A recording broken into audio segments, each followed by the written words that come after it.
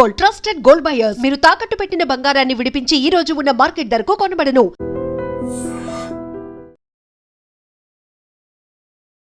దేశవ్యాప్తంగా కూడా ఈ భార్యలు భర్తల్ని చంపడం, భర్తలు భార్యల్ని చంపడం, ఈ కేసెస్ విపరీతంగా పెరిగిపోయాయి. ఈ మాట ఎందుకు చెప్తున్నానంటే, క్రైమ్ రికార్డ్స్ ప్రకారం కూడా చాలా పెద్ద ఎత్తున ఇట్లాంటి హత్యలు ఈ ఇయర్లోనే పెద్ద ఎత్తున నమోదవుతున్నాయి. ఒక నివేదిక ప్రకారం ఇదే అసలు వాస్తవం.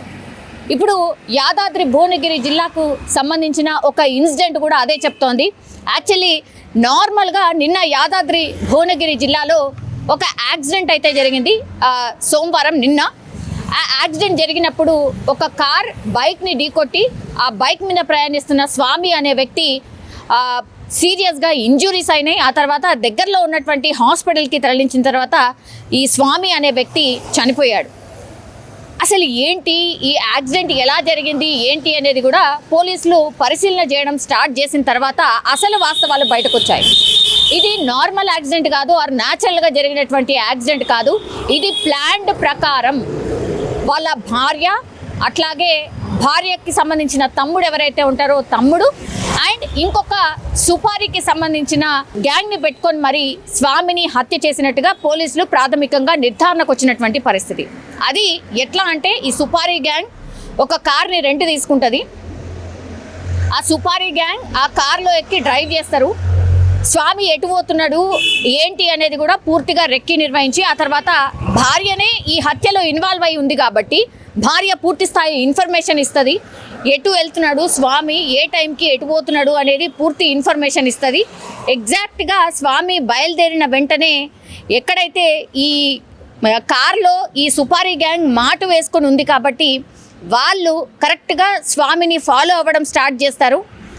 ఎక్కడ యాక్సిడెంట్ జరిగే ప్రాంతం ఏదైతే అనుకున్నారో కరెక్ట్గా అక్కడికి వెళ్ళిన తర్వాత ఈ స్వామి బైక్ని కార్తో ఢీకొట్టడం జరుగుతుంది. ఆ తర్వాత స్వామి అక్కడ కింద పడిపోయిన తర్వాత కూడా ఆయన పూర్తిగా గాయాల పాలైనా కూడా ఇంకా ఆయన కొట్టుకుంటున్నాడు అని తెలిసిన తర్వాత మళ్ళీ కూడా స్వామి పై నుంచి ఆ కార్ని పోనిచ్చినట్టుగా పోలీసుల విచారణలో తేలినటువంటి పరిస్థితి. అంటే పక్కాగా చంపాలి అన్న మోటివ్తోనే ఈ యాక్సిడెంట్ జరిగినట్టుగా అక్కడ ఆనవాళ్ళు కనిపించాయి కాబట్టే పోలీసులకు అనుమానం వచ్చింది. అంటే ఫస్ట్ కార్ ఢీకొట్టిన తర్వాత ఆయన పడిపోయిన తర్వాత కూడా ఆయన ఇంకా కూడా బతుకున్నాడని తెలుసుకున్న తర్వాత మళ్ళీ ఇంకోసారి స్వామి మీదకి వెళ్ళి కార్ని పోనిచ్చారు కాబట్టి అసలు అనుమానం అక్కడే మొదలైంది. దీంతో ఇన్వెస్టిగేషన్ స్టార్ట్ చేసిండ్రు. అసలు ఏంటి, ఎట్లా జరిగింది, కార్ని డ్రైవ్ చేస్తున్న వాళ్ళు ఎవరు ఏంటి అనేది. అండ్ ఇంకోటి, సీసీ కెమెరాస్ని డే టైంలో జరిగినటువంటి ఇన్సిడెంట్, సీసీ కెమెరాస్ని చూసినా అక్కడ ప్రత్యక్ష సాక్షుల్ని కొంతమందిని విచారణ చేసినా కూడా ఇదే మాట చెప్పిండ్రు. ఫస్ట్ ఒకసారి ఢీకొట్టిండ్రు, ఆ తర్వాత కూడా మళ్ళా పైనుంచి కారు బోనిచ్చిండ్రు అన్న మాట చెప్పిన తర్వాత పోలీసులకు అనుమానం మొదలైంది. ఇది ఖచ్చితంగా ఎవరో కావాలని చేసి ఉంటారు అని. అందులో భాగంగానే విచారణ చేసినప్పుడు కార్ని రెంట్కు తీసుకున్న తర్వాత ఈ సుపారీ గ్యాంగ్ని ఏర్పాటు చేసుకున్నారు.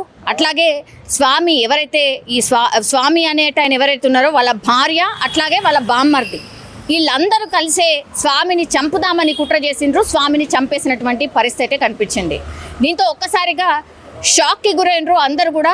బికాజ్ ఎవరు కూడా ఊహించి ఉండరు. న్యాచురల్గా యాక్సిడెంట్ లాగా చిత్రీకరించే ప్రయత్నం చేసిండ్రు. ఇంత కోపం ఎందుకుంది, మరి భార్యకి స్వామి మీద ఎందుకు ఇంత కోపం ఉంది అనేది ఒక యాంగిల్. డిఫరెంట్ వర్షన్స్ వినిపిస్తున్నాయి. అంటే ఈమెకి ఇంకొకరితో ఎవరితో సంబంధం ఉందని ఒక వర్షన్ వినిపిస్తోంది. ఆ తర్వాత బామ్మర్దికి ఎందుకు కోపం ఉంది, మరి ఇంత సుపారీ గ్యాంగ్ని బట్టి చంపాల్సిన అవసరం ఏమొచ్చింది అనేది ఇంకో వర్షన్ వినిపిస్తోంది. వీళ్ళందరి ఫోన్స్ని కూడా స్వాధీనం చేసుకున్నారు. ఈ సుపారీ గ్యాంగ్కి వీళ్ళు ఎంత ముట్ట చెప్పారు, ఎప్పటి నుంచి ప్లాన్ చేశారు, స్వామి మీద భార్యకి ఎందుకు కోపం, అట్లాగే బామ్మర్దికి ఎందుకు కోపం, ఇట్లా అన్ని కోణాల్లో పోలీసులు అయితే విచారణ స్టార్ట్ చేసిన పరిస్థితి అయితే కనిపిస్తోంది. సో ఒక్కసారిగా ఈ కేసు అయితే సంచలనంగా మారింది.